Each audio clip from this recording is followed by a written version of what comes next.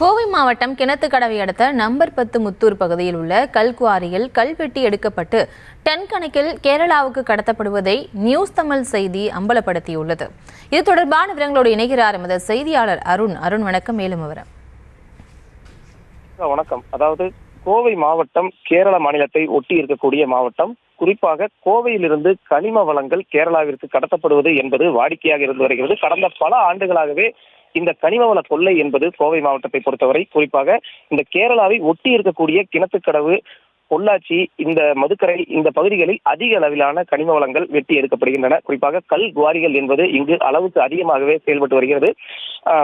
தமிழக அரசினுடைய கனிம வளத்துறையினுடைய அனுமதியின் பேரில் இங்கு கல் குவாரியில் கல் வெட்டி எடுப்பதற்கான அனுமதி வழங்கப்பட்டிருந்தாலும் இங்கு இருப்பவர்கள் அரசு அனுமதித்த ஆழத்தை விட அதிக ஆழத்தில் கற்களை வெட்டி எடுத்து கேரளாவிற்கு அனுப்புவதுதான் இங்கு இருக்கக்கூடிய மிகப்பெரிய ஒரு பிரச்சனையாக இருந்து வருகிறது. அதே வேளையில ஒவ்வொரு நேரத்திலும், குறிப்பாக இந்த நேரத்தில் மட்டும்தான் வெடி வைத்து அந்த பாறைகளை தகர்க்க வேண்டும் என்ற ஒரு விதி இருந்தாலும் இங்கு உள்ள கல்குவாரி உரிமையாளர்கள் அந்த நேரத்தை கடந்தும் பல்வேறு சமயங்களில் இங்கு இந்த வெடி வைத்து பாறைகளை தகர்க்கும் பொழுது அருகில் இருக்கக்கூடிய வீடுகளில் விரிசல் என்பது விழக்கூடிய ஒரு சூழலும் இருந்து வருகிறது. இது தொடர்பான குற்றச்சாட்டுகள் பல ஆண்டுகளாக இருந்து வரக்கூடிய நிலையில கேரளாவிற்கு இங்கிருந்து லாரிகள் மூலம் கொண்டு செல்லக்கூடிய கனிம வளங்களின் அளவு என்பது மிக அதிகமாக இருந்து வருகிறது. குறிப்பாக ஒரு லாரியில 3.5 யூனிட் மட்டுமே ஏற்ற முடியும் என்று இருக்கக்கூடிய சூழல்ல 6 யூனிட் 7 யூனிட் வரைக்கும் இங்கு இருக்கக்கூடிய இந்த லாரிகள் அதிக பாரத்துடன் கனிம வளங்களை வெட்டி கேரளாவிற்கு கடத்தப்பட்டு வருகிறது.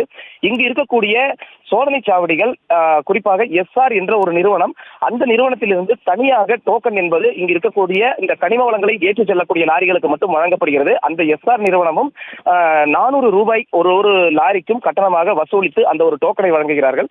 அந்த டோக்கனை கொண்டு போய் அந்த சோதனை சாவடியில் வழங்கினால் அந்த லாரிகளுக்கு எந்த விதமான சோதனையும் இல்லாமல் அந்த லாரியை கேரளாவிற்கு அனுப்புவது என்பது வாடிக்கையாக இருந்து வருகிறது. இது தொடர்பாக கனிம வளத்துறைக்கு விவசாயிகளும் சரி, பொதுமக்கள் தரப்பிலும் சமூக ஆர்வலர்கள் தரப்பிலும் பல்வேறு புகார்கள் முன்வைக்கப்பட்டும் கனிம வளத்துறை அதிகாரிகள் அவ்வப்போது பெயரளவிற்கு மட்டுமே இந்த ஒரு சோதனை என்பதை நடத்தி எந்த ஒரு உரிய கடுமையான நடவடிக்கையும் எடுக்காத சூழலில் தான் தற்பொழுது கனிம வளங்கள் என்பது அதிக அளவில் வெட்டி கடத்தப்படக்கூடிய ஒரு சூழல் என்பது இந்த கிணத்துக்கடவு பகுதியில் இருக்கிறது. குறிப்பாக நாம் இருக்கக்கூடிய இந்த கிணத்துக்கடவு முத்தூர் நம்பர் 10 முத்தூர் என்ற பகுதியை பொறுத்தவரைக்கும் மட்டும் 9 கல்குவாரிகள் அடுத்தடுத்து செயல்பட்டு வருகின்றன. அதே போன்று இந்த கிணத்துக்கடவிற்கு மேற்கு பகுதியில் இந்த நம்பர் 10 முத்தூர் பகுதி இருக்கிறது. அதே போன்று கிழக்கு பகுதியை பார்த்தால் அங்கும் ஒரு 10க்கும் மேற்பட்ட கல்குவாரிகளானது செயல்பட்டு வருகிறது. குறிப்பாக 45 மீட்டர் வரைக்கும் ஆழம் அந்த கல்குவாரிகள் தோண்டலாம் என்பது அரசு அனுமதித்திருப்பதாகவும், தாங்கள் 15 முதல் 20 அடி வரை மட்டுமே இந்த கல்குவாரிகளை தோண்டி இருப்பதாகவும் இங்கு இருக்கக்கூடிய குவாரி உரிமையாளர்கள் தெரிவிக்கிறார்கள். அதே வேளையில இங்கு இருக்கக்கூடிய குவாரிகளில் யாரும் வெளியாட்கள் புகைப்படம் எடுப்பதற்காகவோ, அதாவது அதிகாரிகள் சோதனை செய்வதற்கு கூட அவர்கள் அனுமதிப்பதில்லை. அங்கு இருக்கக்கூடிய அந்த உரிமையாளர்கள் அவர்களது அனுமதியை பெற்ற பிறகு இங்கு யாரும் அங்கு உள்ளே செல்ல முடியும் என்ற ஒரு சூழல் தான் தற்போது இந்த பகுதியில் நிலவி வருகிறது. ஏற்கனவே கடந்த 2 ஆண்டுகளுக்கு முன்பு நமது நியூஸ் தமிழ் தொலைக்காட்சி குழுவினர் அந்த பகுதிக்கு சென்ற போது கூட அங்கு ஒரு பிரச்சனையை நாம் சந்தித்தோம். இந்த முறையும் அதே போன்றுதான் இந்த பகுதிக்கு யாரும் செல்ல முடியாத ஒரு சூழல் இருந்து வருகிறது. தொடர்ந்து இந்த பகுதியிலிருந்து கனிம வளங்கள் வெட்டி கடத்தப்படுவது வாடிக்கையாக இருந்து வரும் சூழலில் அரசு அதிகாரிகள் உரிய நடவடிக்கை எடுப்பதில்லை, முறையான சோதனை ஆய்வுகள் செய்வதில்லை. அதே போன்று இந்த சோதனை சாவடிகளிலும் ஒரு கடுமையான ஒரு சோதனை இருக்கும் பட்சத்தில் தமிழகத்திலிருந்து கேரளாவிற்கு கடத்தப்படக்கூடிய இந்த கனிம வளம் என்பது முற்றிலும் தடுக்கப்படும். இங்கு இருக்கக்கூடிய மண் வளமும் பாதுகாக்கப்படும் என்பது இங்கு இருக்கக்கூடிய விவசாயிகளினுடைய ஒரு கருத்தாக இருந்து வருகிறது. குறிப்பாக இங்கு இருக்கக்கூடிய விவசாய நிலம் மொத்தமாகவே தண்ணீர், நிலத்தடி நீர்மட்டம் என்பது மிகவும் கீழே போயிருக்கிறது.